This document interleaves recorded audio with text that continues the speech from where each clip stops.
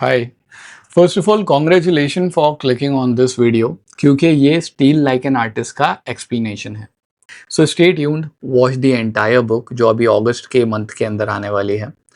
और अगर अच्छा लगे तो प्लीज़ लाइक एंड सब्सक्राइब यार, और प्लीज़ शेयर करो अपने दोस्तों से, because if you do so it will just benefit them and us, and they'll thank you later. Bye. So the way we will proceed with the lecture today, which is basically named Be Nice, and the world is a small town. So हुआ ये है कि author ने पिछले chapter में हमें ये बोला था कि इंटरनेट को यूज़ करो और अपना काम शेयर करो और लोगों से जान पहचान बनाओ. बेसिकली इतना ही पॉइंट था जो पिछले चैप्टर में समझाया गया था. अब इंटरनेट पे बिहेव कैसे करना है उसके बारे में इस चैप्टर में बता रहे हैं. अब let me just remind you, book का नाम है स्टील लाइक एन आर्टिस्ट. अब आपको अगर किसी से स्टील करना है, कुछ आइडियाज सीखने हैं, समझने हैं, तो it is much better that you are nice and you know how to behave particularly on the internet. And for that reason the author has just made some ideas clear कि boss ये करना है, ये नहीं करना है, ये चीज़ें करनी है. कुछ इशू आ गया तो उससे डील कैसे करोगे. रीज़न बीइंग, जब आप इंटरनेट पे अपना काम शेयर करते हो तब कमेंट्स आएंगे, अच्छे भी बुरे भी. आप भी लोगों से कमेंट करोगे, बहुत अच्छी चीज़ें भी करोगे, बुरी चीज़ें भी करोगे, या किसी का काम नहीं पसंद आया तो उसको वो भी बताना होगा. और उसके साथ में आप किससे कनेक्ट करोगे, किससे बात करनी है, किससे नहीं करनी है, इसका पूरा जो अंडरस्टैंडिंग है वो आज हमको ये चैप्टर देता है. तो प्रॉब्लम हम ये सॉल्व कर रहे हैं कि इंटरनेट पे बिहेव कैसे करना है. बेसिकली ये सिंपल सा प्रॉब्लम है. आंसर, ऑथर बोलता है कि make friends and ignore enemies. Okay, ये सबसे पहला कोट है. The first thing that comes here is you have to make friends and ignore enemies. Now what does that mean? Whenever you are on internet and you are in this hyper connected world, one thing that you have to remember is you want to grow your network. और उसमें दो चीज़ें आएगी. एक, वो लोग जो आपको पसंद करेंगे, जिनको आपका काम पसंद आएगा, आपको जिनका काम पसंद आएगा, और दूसरे वो जिनको आपका काम ज़रा पसंद नहीं आएगा. पहले दूसरे वालों की बात करता है. Your enemies, so called critics. अगर आपको कभी ऐसे लोग मिलते हैं जो क्रिटिक्स है तो you have to do a very simple thing. You have to ignore them. You have to ignore such people who are basically going to make life unliveable for you and create a problem. उसका reason ये है, whenever there are people who critic you on the internet, अगर आप उनको repeat करके उनको और कुछ बोलने जाओगे ना, it is going to create a chaos where उनकी तरफ से 5 लोग आ जाएंगे, शायद आपकी तरफ से 2-3 लोग आए, और फिर एक बहुत हैवी डिस्कशन होगा.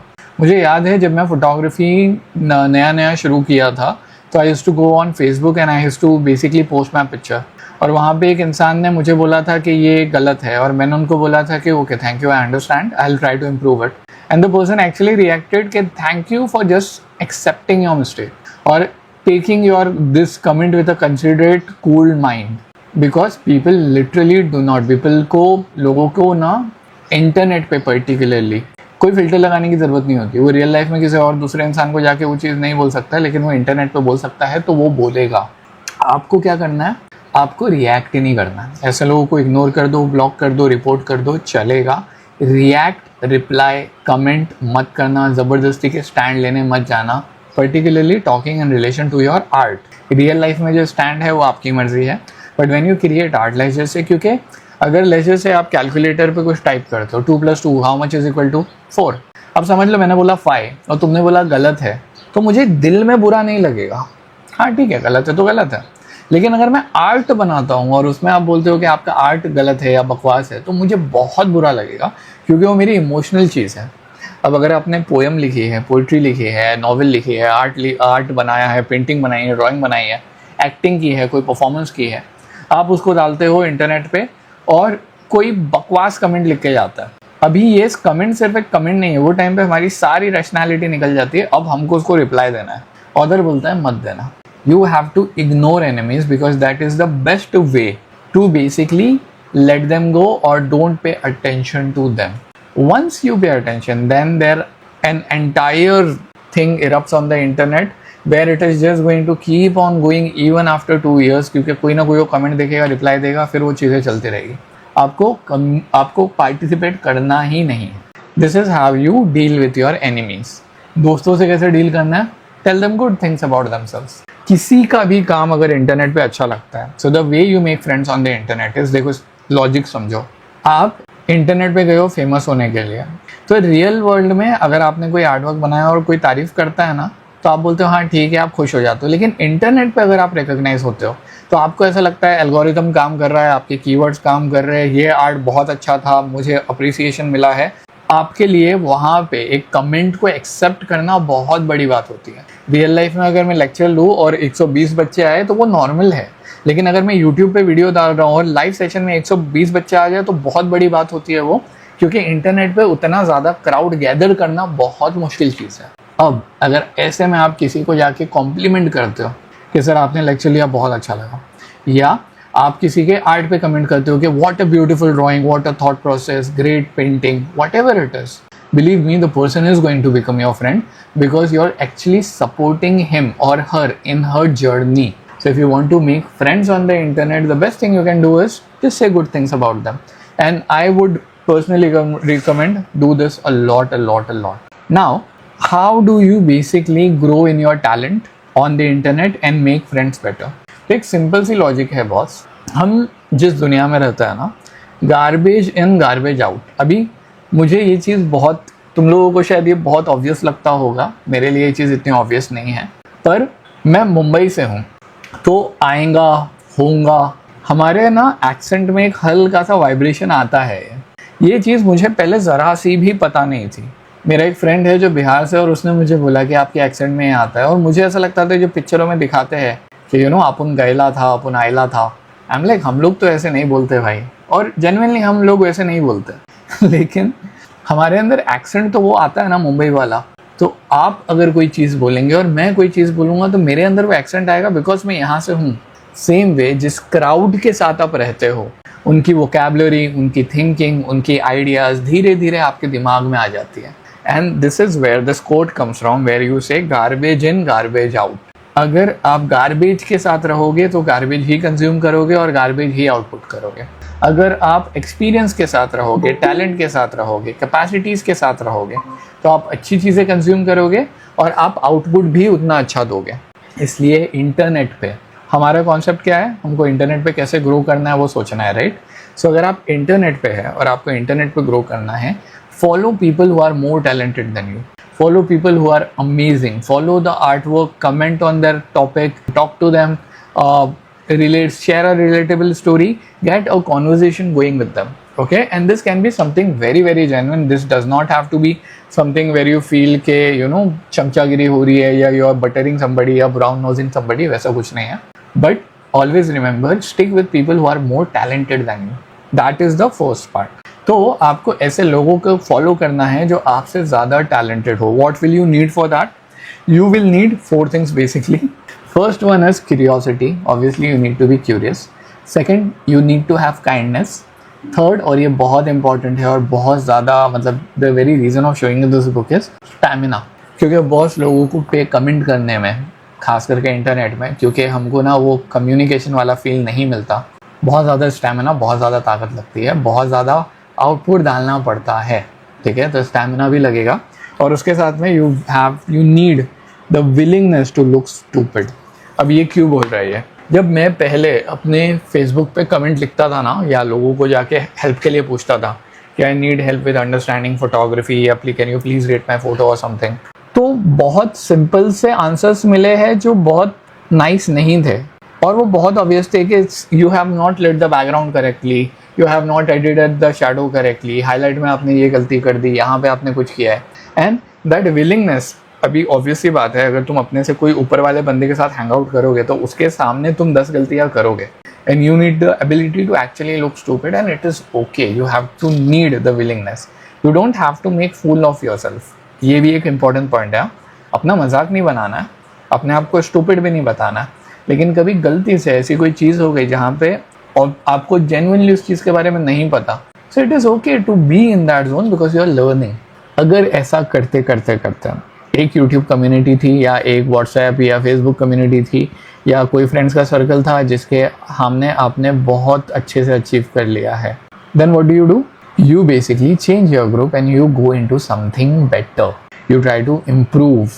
So कभी भी अगर आप अपने आप को ऐसे सर्कल में पाते हो जहाँ पे आप ही लीडर हो, आपकी ही आर्ट सबसे अच्छी है, आपकी ही डिज़ाइन सबसे अच्छी है, इसका मतलब ये है कि आपको अभी बेटर रूम में जाने की ज़रूरत है, खास करके इंटरनेट पे। क्योंकि इंटरनेट पे जो तारीफ़ें मिलती है ना, वो बहुत ज़्यादा एडिक्टिंग हो जाती है। आपको ऐसा लगता है कि मैं तो बड़े अच्छा काम कर रहा हूँ या मैं कुछ और कर रहा हूँ। द थिंग इज़, इंटरनेट पे जो क्राउड है वो बहुत सारी जगहों से आता है, तो आपको जो अप्रिशिएट कर रहा है वो कंपलसरी ऐसा नहीं है कि वो बहुत बड़ा आर्टिस्ट है और वो आपको अप्रिशिएट कर रहा है। He might just be somebody who is wanting to learn, who is appreciating you, and because of that हमारे अंदर एक कॉन्फिडेंस आ जाता है, एक ईगो आ जाता है, एक अलग लेवल का अंडरस्टैंडिंग आ जाती है कि मेरा आर्ट तो बहुत अच्छा है। पर प्रॉब्लम क्या है, आप अभी भी अपने आर्ट से पैसा नहीं कमा रहे।